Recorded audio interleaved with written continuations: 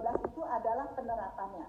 Kita harus dapat bisa ya, panjang sekali ya, untuk melakukan itu ya.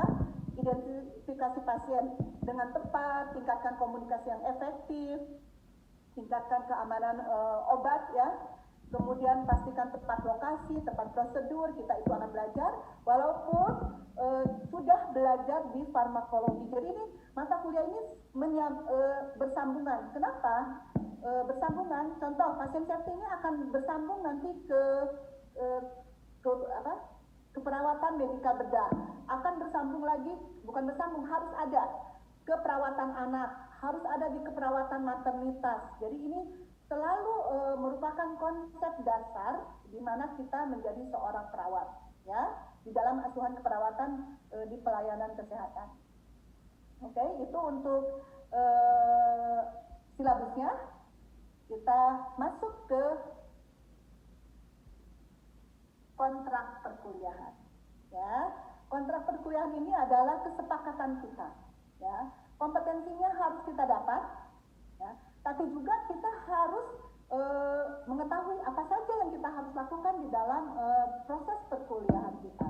Tadi sudah disebutkan ini ya, ada minggu 1, minggu 2, karena kita di dalam 1 semester ini akan melakukan kegiatannya itu di di Januari sampai Maret, maka kita akan padat. Makanya kemarin di hari Senin itu adalah kegiatan kita dari jam 8 sampai jam 12 adalah praktikum. Tetapi karena kita tidak berada di kampus ya, maka praktikumnya itu adalah mandiri. Jadi kalian nanti jam 8 sampai jam 12 itu melakukan tugas-tugas mandiri. Apa saja tugas-tugas mandirinya? Maka ini adalah rencana tugas mandiri kalian. Ada 2 jenis, yaitu kelompok dan individu. Ya, ada 2 jenis. Tugas yang kelompok dan tugas individu. Ya. 1, tugas kelompok, membuat video penerapan prinsip dan implementasi upaya pencegahan penularan. Ini upaya pencegahan penularan yang nomor 13, cuci tangan. Ya, jadi nanti kalian membuat kelompok. Kelompoknya ada 5 kelompok. Kalau kita baca cara cuci tangan, menggunakan alat proteksi diri. Alat proteksi diri itu masker, gaun.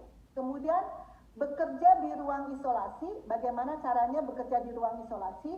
Cara melakukan disinfeksi, cara melakukan sterilisasi. Nanti kalian akan memberikan materi-materinya. Sehingga inilah yang menjadi tugas kelompok kalian. Ya, contoh nanti kita ada 15 orang, kita bagi 5, berarti satu kelompok ada 3 orang. Di dalam satu kelompok itu contoh kelompoknya Nigel. Kelompoknya Nigel terpilih cuci tangan, maka di situ membuatlah video. Kalian bertiga membuat video cara cuci tangan dengan 6 tahap. Ya, karena kita mengarahnya ke WHO dan kepada tempat kita praktek di rumah sakit. Di rumah sakit itu otomatis karena kita prakteknya di rumah sakit Advent, maka cara cuci tangannya itu ada 6 tahap. Ya, nanti akan ajarkan. Nah, disitulah kalian membuat kreasi, ya, membuat kreasi cuci tangan. Kalau kakak-kakak kelas kalian itu ada di depan di depan ada audiensnya dan melihat. Jadi ada yang menggunakan gerakan, ada yang menggunakan lagu dengan tahap-tahap mencuci tangan. Ya, begitu juga dengan menggunakan alat proteksi diri. Contohnya sekarang lagi diharuskan menggunakan APD level 1, 2, dan 3. Jadi kalian akan bahas nanti APD 1, 2, dan 3.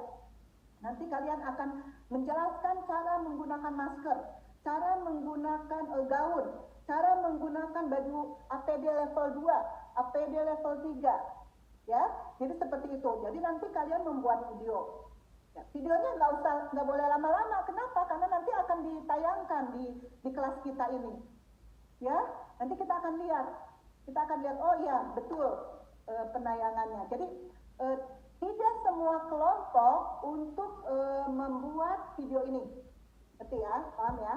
Kemudian cara di ruang isolasi. Seperti apa sih cara bekerja di ruang isolasi? Dan kalian harus melakukan, jadi ada kegiatannya. Kemudian melakukan disinfeksi, melakukan sterilisasi. Ya, mungkin kalau itu, kalau Mem dulu suka melakukan disinfeksi itu pada menggunakan namanya ada cairan namanya hibiscrub. Ya, berapa persen air NaCl, berapa persen hibiscrub, terus dibersihkan alat-alatnya, dimasukkan ke dalam satu loyang itu sekian 24 jam. Selesainya dilakukan dikeringkan, masuk lagi ke autoclave, contohnya seperti itu. Nanti kita belajar. Ya. Kemudian cara melakukan sterilisasi sama juga. Ya, nanti belajar dulu